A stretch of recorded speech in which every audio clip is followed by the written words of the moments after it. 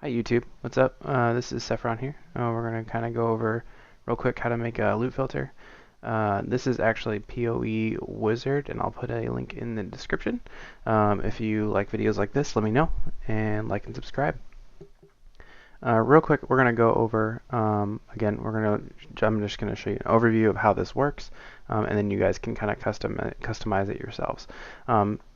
This is only set for Delve and Hardcore, which is fine. I'm playing in Standard, but I still use the filters the same. It doesn't really matter. But the prices are going to be a little bit different. So just kind of be aware of that, where you might have some item that drops for like 30 chaos or whatever in Delve, quote unquote, but you're in Standard, so it may not be quite that much, and that's the only kind of downside that I'm seeing about this. Outside of that, the nice part about the fact that it has Delve and Hardcore Delve is it actually pings PoE Ninja to get the pricings of everything so that it accurately does it. So the downside of that is you have to actively change your filter quite often. I would say maybe once every session. It's not a big deal, depending on what you're looking for. But yeah, let's kind of dive right into it. So this is the pricing thresholds that I was kind of talking about. If you want to do uniques, all you have to do is set your price ranges for that. Check it if you want to do tier 3s. Tier 3s are like anything below 2 chaos. I like doing tier 3 uniques because I like looking at all of them. For doing any kind of like specialty type stuff, it's kind of useful. Divination cards, same thing. I like checking that because I like seeing all the divination cards, especially turning them in mass quantities. It's really, really nice. Maps, same thing. You're going to select which ones you want to look at. These are by the tier, right? So these are automatically highlighted 11 to 16. Anything 10 below, you kind of have to say, oh, well, here we go.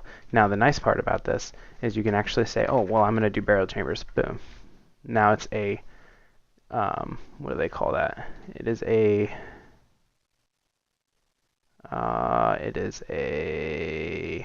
where is it? Where is it? It's probably way up here. And yes, you can change the color.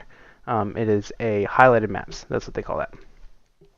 So this would, well, I guess I could read, right? Highlight.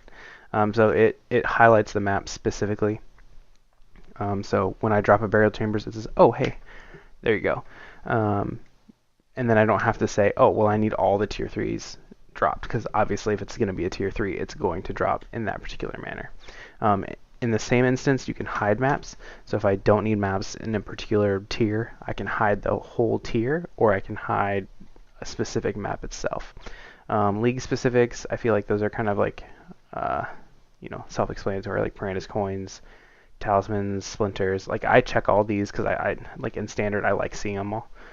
Same with Abyss stuff. Resonators and fossils for you delvers. Currency, same thing. All the high tier stuff, so exalts, chaos, all that stuff's already automatically highlighted. Okay, so anything below tier 3 in this kind of scenario, anything below tier 3 is going to you're going to have to select it. So chromatic orbs, alterations, chances, silver coins, etc. In a league, it's really easy to just buy these things because a lot of people don't spend the time picking them up, and then they just decide, hey, I'm going to go outsource that, and that's fine. With the wisdom scrolls, the same thing, blacksmith whetstones, etc. My favorite aspect about this is the gem quality right here. Boom. So if I need to change the gem quality that I'm looking for, I can just upgrade the gem quality, and then I can just GCP the rest of the way, like 5 GCPs, no big deal. Rare items. This is great for the chaos recipe for you solar cell founders. I think, I mean, I do this even in Standard and regular playthroughs on League. I always do the chaos recipe. I think it's a great way to make chaos. But select the ones you want. So like amulets, rings, boots, body armor, gloves, helmets, some kind of two-hander. I mean, I do jewels too because they're really useful. I do bows for two-handers. It's there's kind of an explanation for that, for the 2x3s, like the thicket bows and kind of stuff like that. Anyways, continuing on, base items. This is a fantastic. If you're looking for a particular unique, and you have all this extra chance orbs that you're never going to use outside of that, but you selected them up here, like, oh, well, I have chance orbs, I'm going to pick them up, right? Well, this is the combination I would suggest. Chance orbs, and then whatever unique you want to find. So for me, I'm looking for a Wind Ripper. Imperial Bows. Boom. Okay, super easy. Now, to get specific about this last bit, this is kind of weird in a way, but it's really helpful. So if you're looking for a particular combination of links, so it doesn't matter what order it's in, so like if there's a blue there or a blue here, like if I make this green, it doesn't matter, like it'll still say, oh, well, you need one blue and so many green, right? Or this kind of combination. If you drop this, it's gonna highlight it for you. It's going to say, oh, you need this, like we want to look at this. And this is better for solo self-helm, I feel like, than any others, because chromatics are kind of hard to come by, and there we go. Now you have an automatic filter that just kind of says, hey, there you go, awesome. Disabling it says, hey, this socket doesn't even matter, meaning, oh, well, I want a 5-link, 4-link, 3-link, 2-link, 1-link. Doesn't really matter.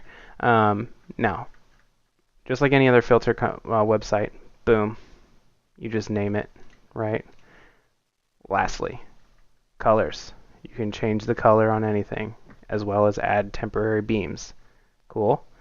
So if I have a beam of light that says, hey, it's a questionable unique, and questionable uniques, real quick kind of summary, is, well, let's say it has multiple uniques that it can drop from that base, because the filter itself can't necessarily distinguish, hey, even though there's the artwork there and it's already determined the drop, it can't say, oh, well, it's this one, so it's a tier 1, 2, or 3. Well, it's still a questionable because you haven't ID'd it. If you ID it and it's something that's tier 1, it will drop and it will say, oh, this is a tier 1 or tier 2. But until you ID it, it doesn't have any idea what kind of situation it's in. So that's what that kind of explanation is. So if you like having the questionables be a different color, like I can change it to this, I can change it to this, I can make it pink, doesn't really matter. But divination cards, same thing. Maps, cool. League specific items, so like if you're in, incursion, there's a cool one right there. Currency, cool. Rares, elders, all that kind of stuff. Flasks, yeah, you can select all flasks. Look at that. And then chancing bases. So mine look a little bit different than these particular situations, but all in all, it's a wonderful website. I think it is one of those things that should be utilized a lot more, and it isn't. So for those of you who are interested, again, I'll put the link in the description, and hopefully this helped you guys out. Thanks for watching.